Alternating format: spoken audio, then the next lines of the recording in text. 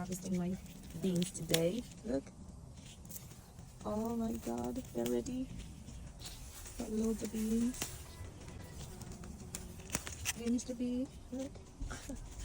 Oh, we got down here. Here. This is more than a blessing. And I'm still gonna let them dry because I want to make sure that they are dry enough, and then we can start cooking with them as well. And I will plant them back as well. And I harvested some tomatoes today and some spring onions. And like, you know, beans are hard to finish picking off the vines, right? Wow, I got beans. Thank you, Daddy. I'm gonna leave them in the shells, keep them in the drying room, and then shell them out when them dry out. You get what I'm saying? And look, there's a couple dropping out already. Red round beans from Jamaica. Thank you, Daddy.